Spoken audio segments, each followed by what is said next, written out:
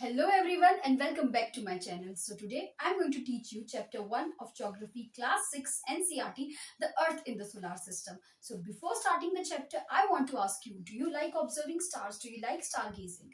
सब लोगों को नाइट स्काई देखना, लगभग लोगों को नाइट स्काई देखना बहुत अच्छा लगता है क्योंकि रात में हमें स्टार्स दिखते हैं. स्टार्स डायमंड्स की तरह होते हैं. Stars are shining objects. ठीक है. लेकिन क्योंकि कुछ लोग जो सिटीज में रहते हैं उनको इतना स्टार्स देखने नहीं मिलता है due to pollution and smoke. लेकिन विलेजेस में अगर हम जाते हैं, हमारे कभी दादी के घर जाते हैं, नानी के घर जाते हैं, तो वहां पे हम जो छत पे है बहुत सारे स्टार्स देख सकते हैं. कह सकते हो स्टार स्टडेड नाइट. ठीक है. और वो जो स्टार्स होते हैं, ठीक है, वो उनको शाइनिंग ऑब्जेक्ट्स कहा जाता है. बट उनमें से कुछ स्टार्स होते हैं ब्राइट और कुछ होते हैं डिम. हमें ऐसा लगता है कि सारे स्टार शाइन कर रहे होते हैं, बट ऐसा नहीं होता है. कुछ डिम भी होते हैं और कुछ ब्राइट भी होते हैं. एंड स्टार्स क्या करते हैं? ट्विंकल. स्टार्स की प्रॉपर्टी होती है ट्विंकल करना, लेकिन सारे स्टार्स ट्विंकल नहीं करते हैं. कुछ स्टार्स सिर्फ ग्लो भी करते हैं as moon does. Okay. So basically मैं आपको थोड़ा सा इंट्रोडक्शन दे देती हूँ. जो टेक्स्ट बुक में लिखा है वो लाइंस थोड़ी रीड आउट कर देती हूँ कि at night when we look at the sky we find the sky full of stars and moon. ठीक है. नाइट स्काई में हमें स्टार्स देखने मिलते हैं और मून भी देखने मिलते हैं. But all of the stars are called shining objects. Some of them are bright and others are dim. Stars में से कुछ होते हैं ब्राइट और कुछ होते हैं डिम. डिम मतलब कि बुझे हुए. ठीक है. ये ब्राइट का अपोजिट होता है. फिर if you notice carefully, some will twinkle but others would just glow.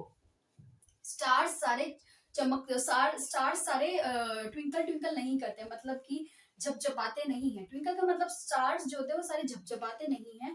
उनमें से कुछ ग्लो भी करते हैं. अभी ग्लो ग्लो कौन करता है? ग्लो मून करता है. मून का भी पढ़ेंगे, पर उससे पहले बता दूं कि आज हम क्या टॉपिक कवर करने वाले हैं. इस वीडियो में हम कवर करेंगे सेलेस्टियल बॉडीज के बारे में जानेंगे. फिर उसमें स्टार्स एंड मून आ गए, उनके बारे में थोड़ा सा जानेंगे. तो let's start this chapter with a fresh beginning and I would like you to sit with a notebook and pen और पेंसिल, क्योंकि आप इजीली यार पॉइंटर्स लिख सकते हैं और आपको ही बहुत फायदा होगा कि आप यहाँ बैठो और तुरंत लर्न कर लो. Okay. And you can also take a screenshot as well. Night sky में हम सिर्फ स्टार्स को ऑब्जर्व नहीं करते, मून को भी ऑब्जर्व करते हैं. मून हमें मंथ के ऑलमोस्ट ऑल द टाइम दिख ही जाता है, बट डिफरेंट शेप में, डिफरेंट टाइम पे और डिफरेंट पोजीशंस में दिखता है. ठीक है. ठीक है. तो जैसे मैंने कहा था कि मून ग्लो करता है, उसमें से ही बहुत सारे फेजेस में से मून के दो फेज हैं, full moon and new moon. आपने कभी ऑब्जर्व किया होगा कि मंथ का एक ऐसा टाइम आता है जहाँ पे जो नाइट स्काई होती है उसमें मून पूरा शेप में दिखता है, पूरा चांद हमें दिखेगा उस दिन. ठीक है. तो उसको हिंदी में ऐसे पूर्णिमा की रात भी कहते हैं कि पूर्णिमा की रात है, मतलब आज जो पूरा चांद आया है. ठीक है. और उसी के इसमें लिखा टेक्स्ट बुक में, then fortnight later we observe new moon in the night sky. तो मतलब 14 दिन के बाद जो 15th डे आता है, 14 दिन के बाद मतलब कि फोर्टनाइट मतलब 14 डेज. ठीक है. उसके बाद जो 15th डे आता है जस्ट फुल मून के बाद आता है, on the 15th day new moon आता है. ठीक है. उसको हिंदी में बोलते हैं अमावस्या. तो हम बोलते हैं कि अब अमावस्या की रात आई है. अब क्योंकि इधर तो मतलब इधर हमें कोई भी मून नहीं दिखेगा. ठीक है. तो उसका मतलब क्या हो गया कि वो रात स्टार स्टडेड नाइट होगी. वो जो रात होगी वो स्टार स्टडेड नाइट होगी. यहाँ पे टेक्स्ट बुक में क्वेश्चन बोला गया है कि नाइट स्काई की जितनी भी बॉडीज हैं, जो मून है, जो स्टार्स हैं, वो हमें रात को तो दिखते हैं, पर वो दिन में कहाँ चले जाते हैं? दिन में कहीं वो कोई और डायरेक्शन में चले जाते हैं? ऐसा नहीं होता है. स्काई में ये जो नाइट स्काई की बॉडीज है वो दिन में भी प्रेजेंट होती है और रात में भी प्रेजेंट होती है, दोनों टाइम प्रेजेंट होती है. बट एक्चुअल रीजन होता क्या है कि सन जो है हमारी एक और सेलेस्टियल बॉडी, जो मैं भी आपको आगे बताऊंगी, सन जो है हमारे स्काई में जो प्रेजेंट होता है, हमारे जो सूरज दादा हम जिन्हें बोलते हैं, उनकी जो लाइट है, वो जो लाइट एमिट करते हैं वो इतनी ब्राइट होती है, मतलब उनकी जो लाइट है वो इतनी ब्राइट होती है कि जो जितने भी ऑब्जेक्ट्स हैं, नाइट स्काई के जितने भी ऑब्जेक्ट्स हैं, सुबह वो दिखते ही नहीं हैं.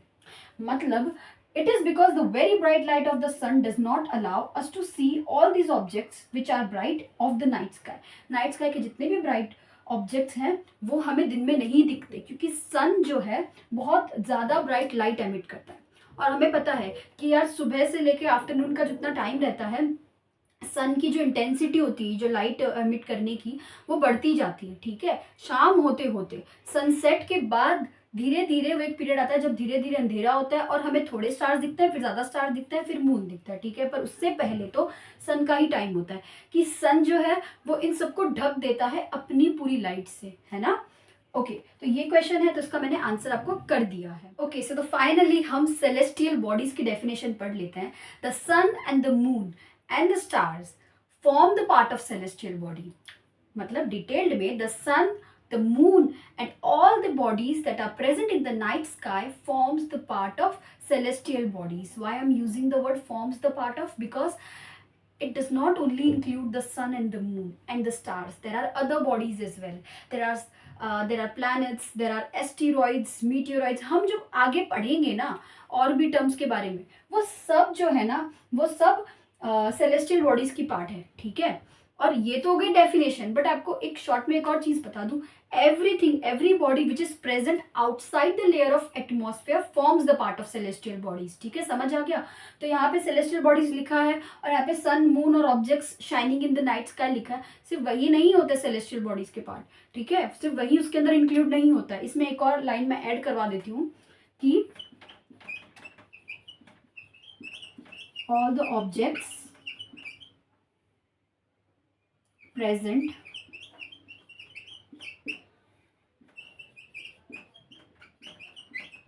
outside the layer of atmosphere forms the part of celestial bodies, ठीक है। मतलब जैसे अगर हमारा अर्थ है ये, और अर्थ के जो बाहर लेयर होती है एटमॉस्फेयर की, जो अर्थ को प्रोटेक्ट करती है, ठीक है, उसका एक बहुत बड़ा रोल होता है। तो उसके ही बाहर जितने भी ऑब्जेक्ट्स हो गए जो हम नाइट स्काई में देखे या दिन में देखे, वो सारे जो है सेलेस्टियल बॉडीज के अंदर गिने जाते हैं, ठीक है। तो आप इसे अच्छे से देख लीजिए। और अब हम ना डिस्कस करेंगे कि स्टार एग्जैक्टली होता क्या है, और इससे आपको और थोड़ा सा क्लियर हो जाएगा कि अभी तक हम क्या पढ़ रहे थे, ठीक है ना।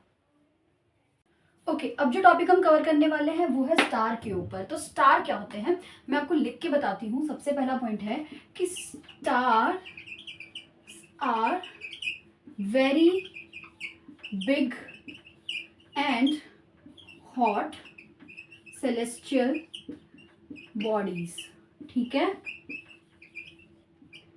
वो बहुत ही बड़े होते हैं साइज में और गर्म होते हैं अंदर से, ठीक है। गर्म भी मतलब ऐसे नहीं कि थोड़े ही गर्म, बहुत ही गर्म होते हैं अंदर से। दूसरा सेलेस्टियल बॉडी होते हैं, ठीक है, ये तो पता ही है आपको। Stars are made up of gases, वो बहुत हॉट गैसेस से बने होते हैं। And stars have their own heat and light, stars की खुद की हीट और लाइट होती है।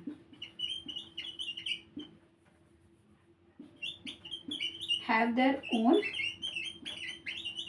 हीट एंड लाइट, में खुद के हीट और लाइट होती है। ये पॉइंट इंपॉर्टेंट है, याद रखना, क्योंकि आगे जब मैं और सेलेस्टियल बॉडीज के बारे में बताऊंगी तो उनके पास ऐसी बहुत सारी सेलेस्टियल बॉडी होगी जिनके पास उनकी खुद की हीट एंड लाइट नहीं होगी, और ना ही सारी सेलेस्टियल बॉडीज इतनी गर्म होगी या इतनी लार्ज होगी।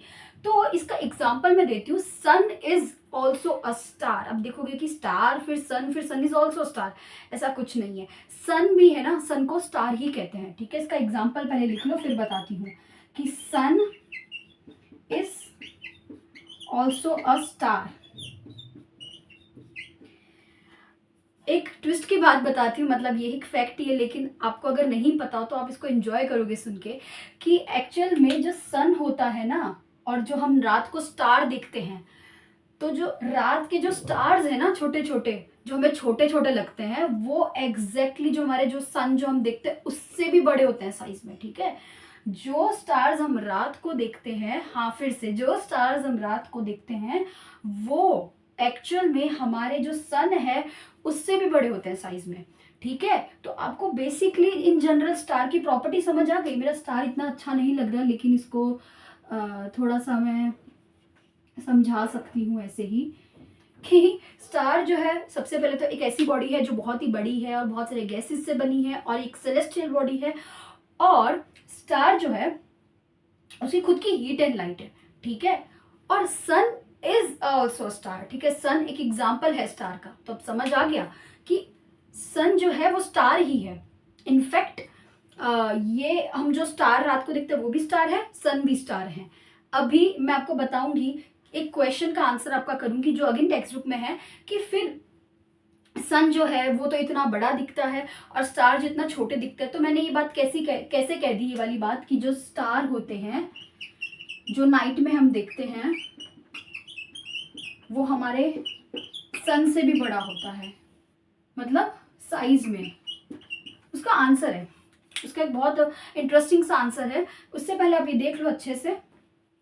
ओके, सो टेक्स्ट बुक में ऐसा क्वेश्चन बोला गया है कि सन जो है दिखता बड़ा है और स्टार्स दिखते छोटे हैं। फिर हमने ऐसे कैसे कह दिया कि जो स्टार्स होते हैं वो एक्चुअल में सन से भी बड़े होते हैं साइज में। ऐसा लिखा गया कि stars that we see in the night sky are similar to the sun and even larger in size. उसका रीजन क्या है? उसका रीजन ये है because stars are very far away from us as compare to sun, ठीक है। अगर मैं अर्थ की बात करूं तो अर्थ यहाँ पे अगर है, सपोज अर्थ यहाँ पे है, फिर थोड़ा डिस्टेंस आ जाए, फिर हमारा सन है, ठीक है। मतलब अर्थ तो सन के बाजू ही घूमती है, मैंने थोड़ा छोटा ड्रॉ किया है। फिर डिस्टेंस में बाद में आते हैं स्टार्स, ठीक है। मतलब सबसे पहले हमारा अर्थ आ गया, फिर सन आ गया। तो अर्थ और सन का डिस्टेंस जो है छोटा है, मतलब it's smaller as compare to earth और स्टार का डिस्टेंस। मतलब अर्थ के पास सन है, ठीक है। कंपेयर देखो, अर्थ के पास इतने भी पास नहीं है सन, लेकिन जब कंपेयर करते हैं तो सन और स्टार के मुकाबले सन अर्थ के पास ज्यादा करीब है, ठीक है। और इसीलिए, और इसका एक फैक्ट क्या है? इसका एक फैक्ट ये है कि objects which are far away from us in distance, मतलब कि डिस्टेंस के मामले में जो ऑब्जेक्ट हमसे दूर होते हैं, they appear to be smaller in size।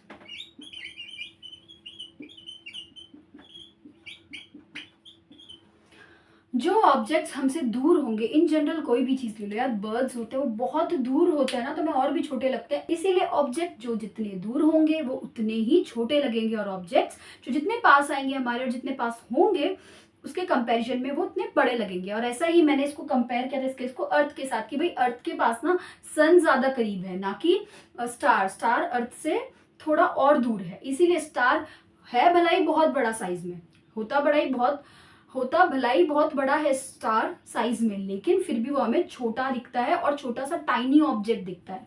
तो आपको ये बात क्लियर हो गई। ये एक सेकंड क्वेश्चन था जो टेक्स्ट बुक में डिस्कस किया गया था। फर्स्ट क्वेश्चन यही था कि भाई ये नाइट स्काई के जितने भी बॉडीज हैं वो हमें दिन में क्यों नहीं दिखते? वो इसीलिए क्योंकि अगेन हमने अभी बात की थी, सन इज अ स्टार, सन के पास उसकी खुद की लाइट एंड हीट है। सन इतना बड़ा है और सन गैसेस से बना है। तो अगर सन दिन में उसको इतनी सारी लाइट एमिट करेगा तो ये जो बॉडीज हैं वो स्काई में तो रहेगी पर ढक जाएगी। तो ये दोनों क्वेश्चंस आई होप आपको बहुत अच्छे से क्लियर हो गए होंगे। और अगर फिर भी आपको ऐसा लगता है कि ये क्वेश्चंस आपको क्लियर नहीं हुए, कहीं भी डाउट है, you are free to ask me in the comment section.